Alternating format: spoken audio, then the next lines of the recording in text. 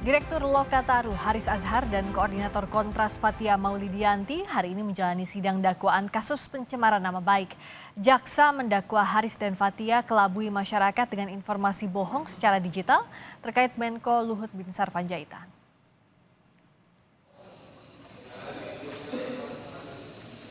Sudah betul seperti ini.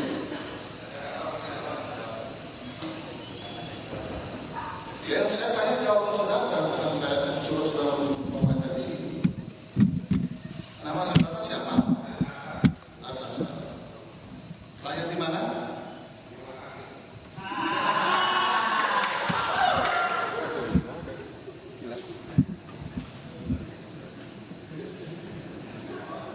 Saya minta saudara serius, ya. Kita tidak main-main di sini. Sudah saya tanyakan saudara lahir di mana, tempat lahir di mana saudara? Nah, tadi majelis cuma tanya lahir di mana. Menurut ibu bapak saya lahir di rumah sakit.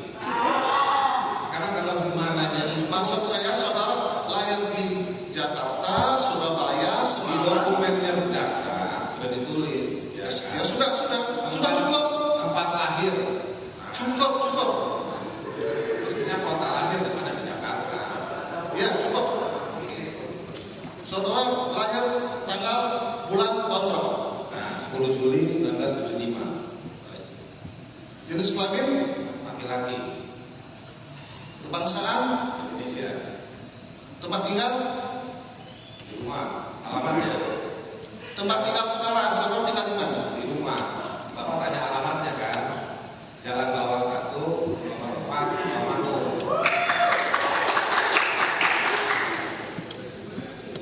Agama saudara, Islam, pekerjaan saudara.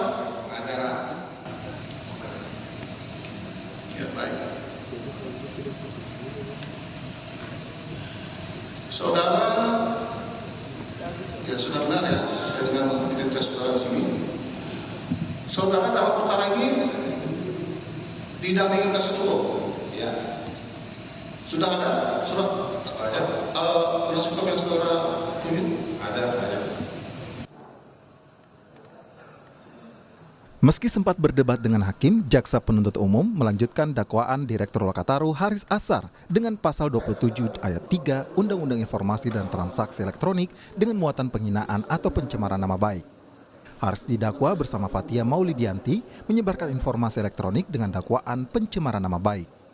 Sidang yang digelar di Pengadilan Negeri Jakarta Timur Senin pagi merupakan tindak lanjut pelaporan Menko Marves Luhut Binsar Panjaitan. Jaksa penuntut umum menilai dialog Haris Azhar dan Fathia di YouTube merupakan tindak pidana pencemaran nama baik karena tidak meminta konfirmasi Luhut dalam videonya.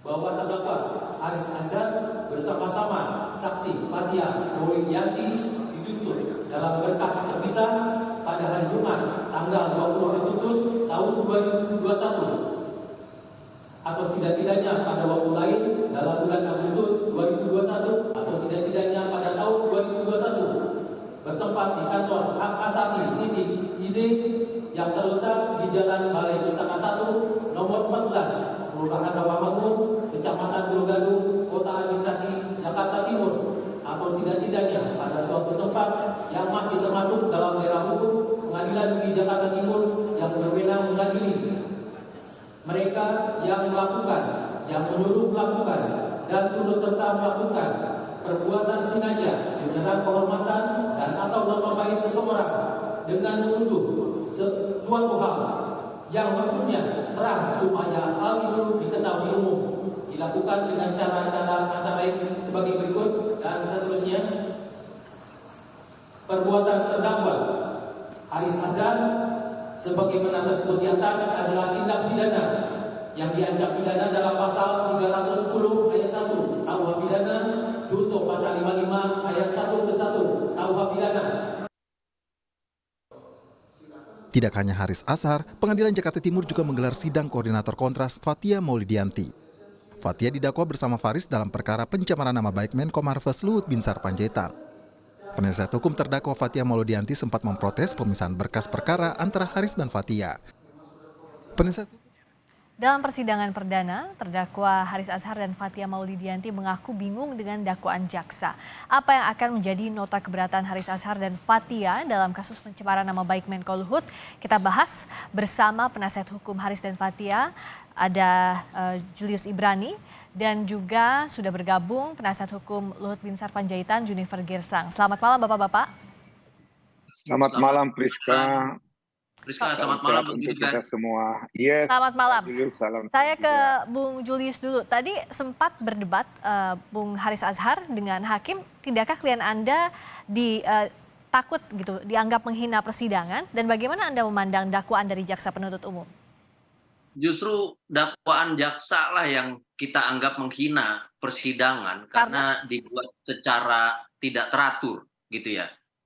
Tidak jelas juga menguraikan di titik mana perbuatan bohong itu dimaksudkan.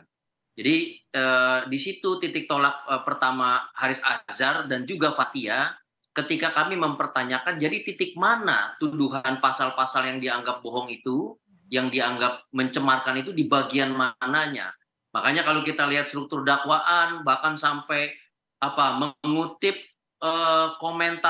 kolom komentar di YouTube secara sembarangan seperti itu kan, ini artinya dia mencoba mengaburkan konteks yang nyata dari riset yang dilakukan oleh 9 lembaga masyarakat sipil, dan itu sejatinya makna yang tunggal dalam diskusi antara Haris Azhar dengan Fathia. Jadi ketidaksepakatan dari klien kami Haris Azhar dan Fathia bertitik tolak pada substansi itu. Priska. Substansi itu dianggap menghina tanda kutip pengadilan, Bung Junifer. Bagaimana Anda melihatnya?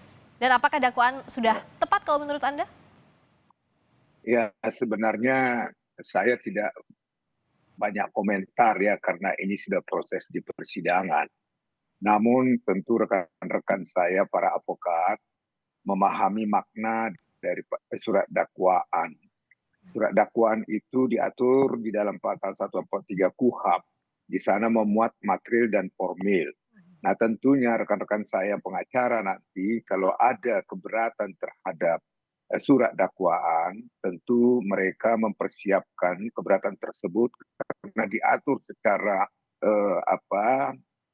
tegas di dalam pasal 143. Nah oleh karenanya sekali lagi karena ini adalah wewenang dari kejaksaan, tentu nanti kita cermatin makna ataupun materi dari keberatan yang disampaikan oleh rekan-rekan saya nanti sebagai advokat pengacara daripada Haris Azhar maupun Fathia.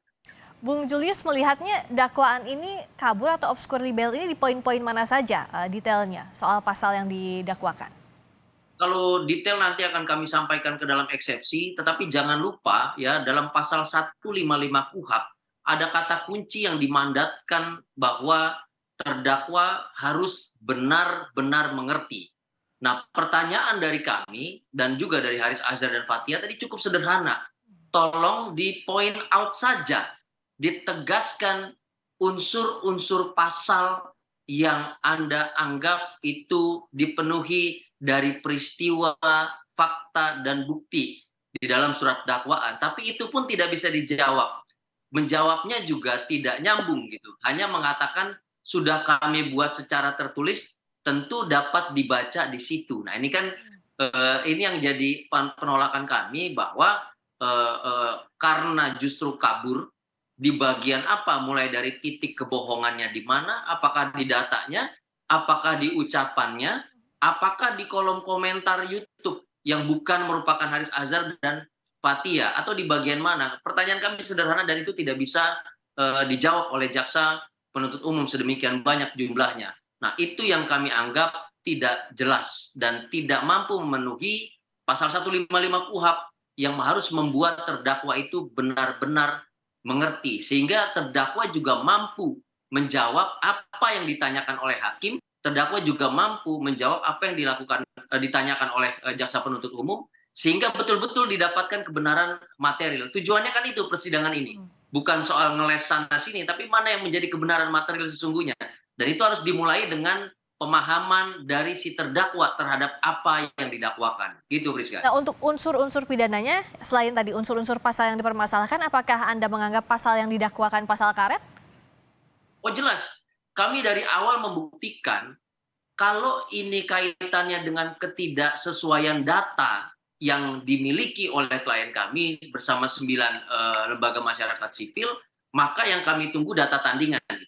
Tetapi ketika dia hanya berkutat pada istilah kata per kata, lalu pengantar di dalam cerita YouTube yang justru substansinya adalah riset tadi, dan dibuktikan dengan penggunaan Undang-Undang ITE, kami semakin mendapatkan bukti bahwa ini faktanya SKB tentang implementasi Undang-Undang ITE pun tidak dijalankan. Pada poin apa? Pada poin basis diskusi berupa kajian singkat yang tadi kami maksudkan sebagai konteks dasar, konteks asli dari diskusi antara Haris dan Fathia. Bung Junifer, Anda melihat jugakah ini adalah potensi ada celah menggunakan pasal karet dalam dakwaan? Apakah pihak Anda melihat demikian penggunaan Undang-Undang ITE dalam kasus ini? Ya, menurut saya sih pasalnya kan sudah jelas, pasal 27 ya ITE, kemudian juga Undang-Undang 1946 berita bohong, kemudian 310, 311. Nah, oleh karenanya apa yang disampaikan rekan saya tadi, Julius Ibrani, inilah fungsi dari pengadilan.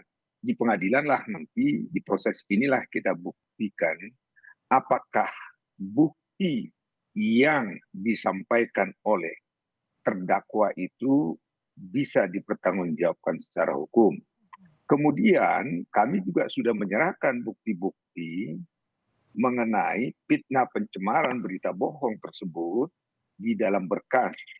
Pak Luhut menyampaikannya itu langsung kepada penyidik dengan dokumen-dokumen membantah pernyataan-pernyataan apa yang disampaikan oleh rekan Haris Azhar maupun Fathia. Nah, oleh karenanya dengan segala hormat, dengan proses yang sudah berjalan di pengadilan, sebaiknya memang kita uji nanti di pengadilan karena ini sedang terbuka, tidak ada yang ditutup-tutupin. Nah, dengan demikian juga kita tahu siapa yang benar, siapa yang salah.